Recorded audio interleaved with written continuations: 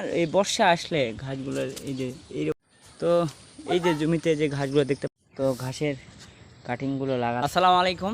তো অনেক কয়দিন পর আবার একটা ভিডিও করতে যাচ্ছি।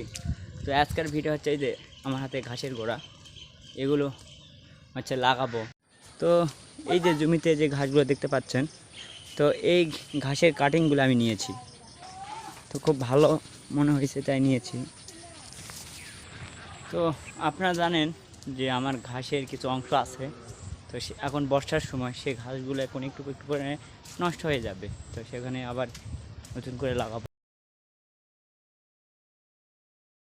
চলে আসছি আমার ঘাসের জমিতে।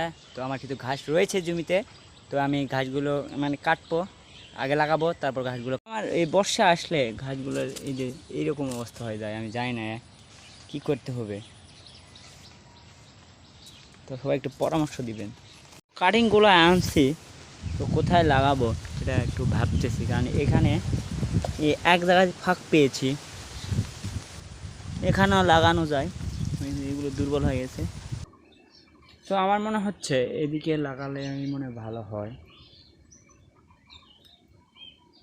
এদিকে একটু বেশি ফাঁক।